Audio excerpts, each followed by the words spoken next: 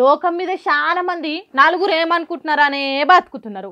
ఊరోళ్ళు ఏమనుకుంటున్నారో, పెద్ద మనుషులు ఏమంటారో, సొంత ఇష్టాలు కష్టాలు పక్కకు పెట్టి వాళ్ళేమనుకుంటారో వీళ్ళేమనుకుంటారో అనే ఆలోచననే చేస్తుంటారు.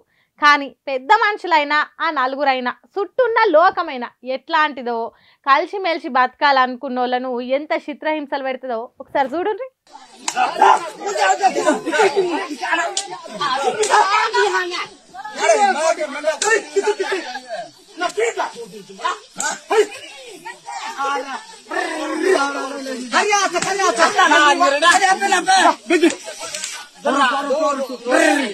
దేవుడు వరం ఇచ్చిన పూజారి అడ్డం పడ్డాడు అన్నట్టు చూడుండ్రి ఎట్లా చేస్తున్నారో ఊరి పెద్ద మనుషులు. ఇష్టమైన ఆడవిల్ల మగ పిల్లగాడు ప్రేమించుకొని అయ్య వాళ్ళ నొప్పించి పెళ్లి చేసుకున్నారట. హాగు అది ఊరు పెద్ద మనుషులకు నచ్చలేదట. అందుకే గిట్లా నాగలికి ఎద్దుల తీరుగా ప్రేమించుకున్న వాళ్ళని కట్టి కొట్టుకుంటా భూమి దున్నుతున్నారు. వాళ్ళు మనుషుల పశువుల ఇంకేమన్నా అయినా పెద్ద మనుషులు అంటే బుద్ధి మాటలు చెప్పేటోళ్ళు, చక్కని దారి చూపెట్టేటోళ్ళు, మంచిగా బతకాల బిడ్డ అని చెప్పేటోళ్ళు. కానీ వీళ్ళు అసంటోళ్ళు కానట్టున్నది, మంది సంబరంగా ఉంటే ఓర్చేటోళ్ళు కానట్టున్నది. అందుకే ఇగో గిట్లా పశువుల కంటే హీనం చేస్తున్నారు.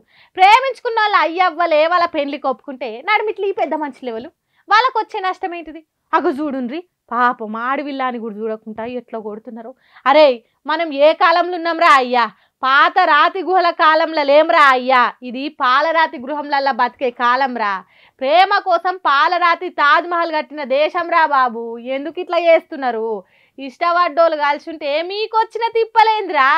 గొడ్డును కొట్టినట్టు కొడుతున్నారు.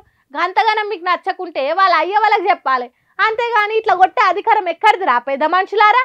ఒడిశా రాష్ట్రం రాయగడ జిల్లాలున్న కంజమజ్జీరా అనే ఊర్లో జరిగిందట ఈ లత్కోర్ పెద్ద మనుషుల కార్యము. ఇట్లా నాగలి గట్టి కొట్టుడే కాదు, గుడికి తీసుకుపోయి షెండాలం పనులు చేయించిండ్రట.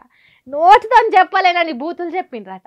దేశం ఎంతో ఎత్తుకుపోతున్నదని చెప్తున్న ఈ కాలంలో అడవి మనుషుల తీరుగా చేసుడేంది అని తిడుతుర్రు ఈ వీడియో చూసిన వాళ్ళు. ఒక్కళ్ళు మెచ్చుతోట్టు ఈ వీడియోను.